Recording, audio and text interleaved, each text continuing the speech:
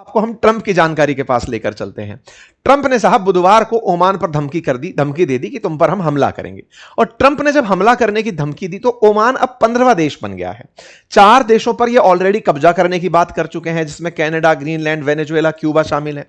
Trump की आए दिन आप ऐसी तस्वीरें उठती हुई देखते ही हैं, धमकाना सुनते ही हैं, चाहे यूक्रेन को धमकाना हो, चाहे साउथ अफ्रीका को धमकाना हो, ग्रीनलैंड पर कब्जा करना हो। ग्रीनलैंड पर तो ताजा ताजा भी इन्होंने मौकरी की है कि हेलो ग्रीनलैंड, कैसे हो बेटा।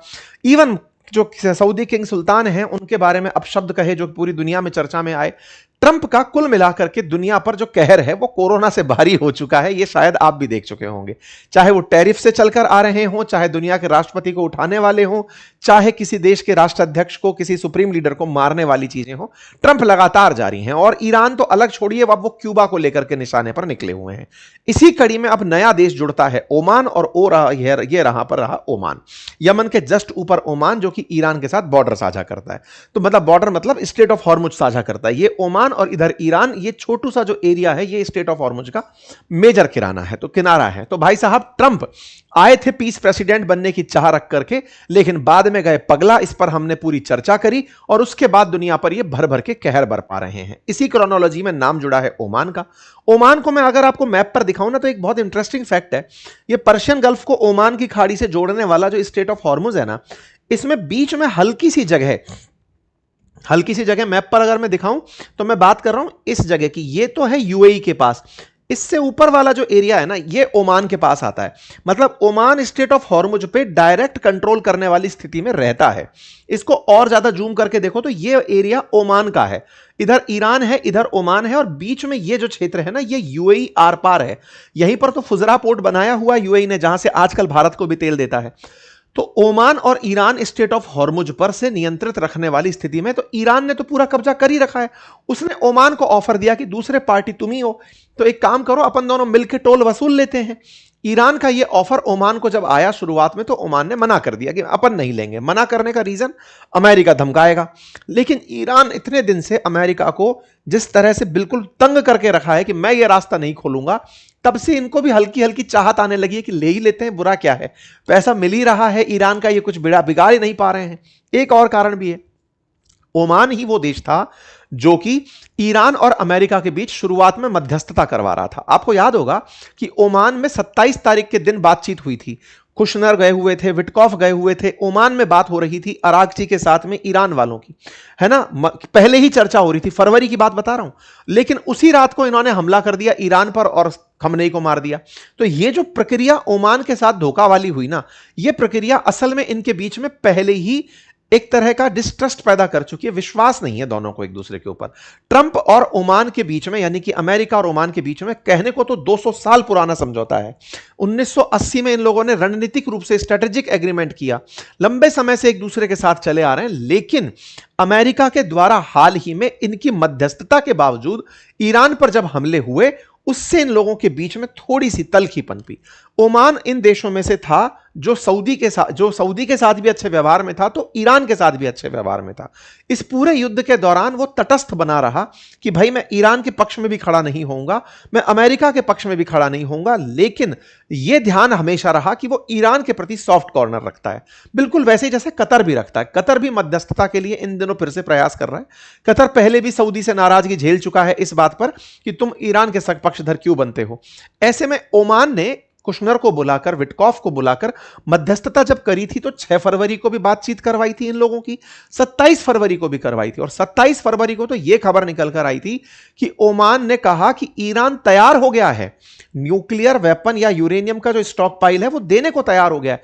27 को ओमान की तरफ से यह खबर आती है और उसी रात हमला हो जाता है। 28 को तो दुनिया को खबर मिलती है कि सुप्रीम लीडर मारे गए। यह दर्शाता है कि अमेरिका ओमान के माध्यम से वार्ता होते हुए भी, समझौते की सारी परिस्थितियां दिखते हुए भी चाहता ही नहीं था।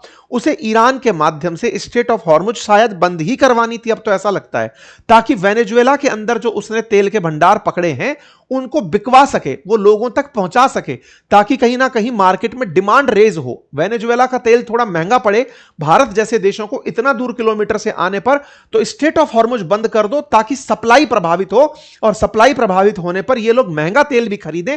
और आज $5 बिलियन पर मंथ का तेल वेनेजुएला बेच रहा है। ये सोचने वाली बात है कि ये पूरा कहीं ना कहीं सोची समझी रणनीति तो नहीं था, अदरवाइज ओमान तो कर ही रहा था। और ओमान ने अगले महीने आकर यह कहा कि इजराइल है जो अमेरिका को धकेल रहा है इस युद्ध के अंदर।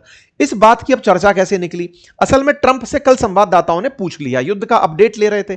अपडेट क्यों ले रहे थे? कल अल जजीरा पर, कतर का जो न्यूज चैनल है, उस पर एक खबर आने लगी। खबर यह आने लगी कि 60 दिन का अमेरिका और ईरान के बीच में सीज फायर ऑलमोस्ट होने जा रहा है, बस ट्रंप की परमिशन मिलने की देरी है। कल यह न्यूज खूब तैर रही थी, हेडलाइंस बनकर तैर रही थी कि बस कुछ ही भी समय हो सकता है, बस कभी भी यह घोषणा हो सकती है कि हो गया सीज फायर। इसी बीच में यहां पर चर्चा निकलकर आती है ईरान के ऊपर बयान देने की। ट्रंप ने इस पूरी चर्चा में, ट्रंप से लोग यह पूछने के लिए इकट्ठे हुए थे कि सर न्यूज चल रही है कि सीज फायर हो रहा है, मतलब 60 दिन का एग्रीमेंट आ रहा है आप लोगों के बीच में। इस बीच में ट्रंप ओमान पर बरस पड़ते हैं। क्यों बरस पड़ते हैं? क्योंकि सुल्तान जो ओमान के हैं, उन्होंने हाल ही में ईरान के साथ थोड़ा व्यापार बढ़ाने की सूचना दी कि हम उनके साथ व्यापार बढ़ाना चाहते हैं। यह खबर जो थी, इस पर उन्होंने पहले रिएक्ट कर दिया कि ओमान जो है वो ईरान के प्रति थोड़ी नरमी दिखा रहा है साहब। ईरान और ओमान मिलकर के मित्रता दिखाने की सोच रहे हैं। ईरान इन दिनों ओमान के साथ बातचीत में है। यह बात ट्रंप के सामने रख दी तो ट्रंप पहले प्रतिक्रिया दी, अगर उसने ऐसा किया उड़ा देंगे उसको। अब उसको उड़ा दोगे, यह वाली बात अगर तुम बोल दे रहे हो तो यह बात इस तरह से मीडिया के सामने कल आई, sir state is going to open to everybody, it's international water, will watch over it. ये हुआ, Oman will behave like everybody else और we have to blow them up. अगर उसने औरों की तरह बिहेव नहीं किया तो हम उसको उड़ा देंगे। बोले सर पूछने तो ये आए थे कि क्या चल रही है और ये क्या बात कर रहे हो। न्यूयॉर्क टाइम्स ने तो ये तक निकाला कि वहां पर चर्चा ये हो रही थी कि सर ओमान टैक्स नहीं लेना चाहता, ओमान कह रहा है कि मैं वहां पर जहाजों को कुछ सर्विसेज दे करके अगर उसके बदले पैसे ले लूं तो क्या बुराई है। ये वैसे समझो जैसे आज सिंगापुर है ना, वो पोर्ट ऑफ कॉल है, यानी कि बहुत से जहाज जाकर वहां रुकते हैं। ऐसे ही दुबई ने अपने पास पोर्ट ऑफ कॉल बना रखा है, जहाजों को रुकना हो, मरम्मत करनी हो, माल भरो या मत भरो, लेकिन जहाजों को भी तो सर्विसिंग वगैरह सब चाहिए होती है। ढाबा टाइप से समझ लो, जहाजों के ढाबे पोर्ट ऑफ कॉल होते हैं, समझ गए? तो वैसा कुछ बनाने की प्लानिंग दे रहा था कि सर हम ऐसा कुछ बना लें, उसमें पैसा कमा लेंगे। तो साहब ये तो बात सुने ही नहीं, बोले अच्छा अगर ये सोचते हैं तो उड़ा दो इनको। तो भाई साहब लोगों ने इस लाइन को उठा लिया इनकी प्रेस ब्रीफिंग से कि ओमान या तो सबकी तरह रहे नहीं तो उड़ा देंगे। यह खबर धीरे धीरे सोशल मीडिया पर आग की तरह फैलने लगी, आग की तरह फैलने लगी। अमेरिका के जितने भी मेजर हैंडल्स हैं उनने कहा कि अब तो ओमान की बारी। ओमान बाकी गल्फ देशों से अलग क्यों रहा? क्योंकि ओमान कभी भी कतर और मतलब ऐसा स्थिति में नहीं रहा कि वो पूरी तरह खिलाफ हो जाए ईरान के। वो हमेशा इनके साथ भी बना के रहा और अमेरिका के साथ भी। अमेरिका के साथ 200 साल पुराने रिश्ते निभाता आ रहा है। 1790 से ओमान और अमेरिका के बीच में रिश्ते चले आ रहे हैं, ये बड़ा नंबर है। ऐसे में ओमान को फिर से यूएस के जो ट्रेजरी सेक्रेटरी हैं वो तक आकर के, स्कॉट बेसेंट भी आके धमका दिए कि ट्रंप ने अगर कहा है, मतलब हमारे प्रेसिडेंट ने कहा है तो सही कहा होगा। लोगों ने कहा कि सर ये चल क्या रहा है, मतलब आप लोग 60 दिन के अनाउंसमेंट करने के लिए आने वाले थे, ईरान को छोड़ अब ओमान का दखल देकर चले गए, चल क्या रहा है? तो भाई साहब ईरान बोला कि अगर इन लोगों का ध्यान बटाने का ही प्रयास है तो हम लोग ट्रंप के किसी भी एक्ट का बहुत बुरा बर्ताव करेंगे। ईरान वालों ने खूब ट्रंप के इस बयान के आनंद लिए कि देख लो दुनिया वालों, बयान हम पर आते हैं कि हम नहीं खुलने देते, इनकी तो हरकतें ही ऐसी हैं कि दुनिया को धमका के चल रहे हैं। ईरान ने बकायदा खुलेआम आकर के यही कहा कि हम सारे नेसेसरी एक्शंस लेंगे अगर हमारे साथ कोई भी दखलंदाजी करी। कुल मिलाकर ट्रंप का अब एक भाव जो बाहर निकल कर आ रहा है कि यह आदमी चाह ही नहीं रहा है कि सीज फायर हो। ओमान को नई कड़ी में जोड़ने का असल मकसद यह है कि ये गल्फ के सारे देश फिर से विचलित हो जाएं कि यार अब क्या करें इस शांति को लाने के लिए। इसके पीछे का असल कारण जो कई दिनों से हम और आप चर्चा में ले रहे थे वो निकल कर आया जब इजराइल के ये जो नेताजी हैं बेन गेविर, जिन्होंने कुछ दिनों पहले ही जो फिलिस्तीनी अगर पकड़े जाएंगे तो उन्हें फांसी की सजा दिलवा दें, उस तरह का कानून पास करवाया है।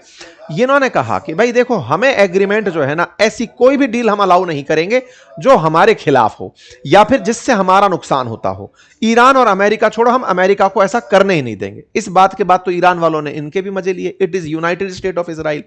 ये तो बहुत समय से लोग कह रहे हैं कि इजराइल ही नहीं करने देता। अच्छा, इस बात को लेकर मेरे बहुत बार जब पैनलिस्ट आते हैं अपने यहां पर, जब अपने सेशन हो रहे होते हैं इंडिया दैट इज भारत में या फिर डिप्लोमेटिक डेस्क में, तो उन पैनल डिस्कशंस में भी चर्चा निकलती है। तो ये सब लोग पीछे से ऑन द ऑफ स्क्रीन ये कह के जाते हैं कि इजरायली जो खेमा है ना वो अमेरिका में बहुत हैवी है।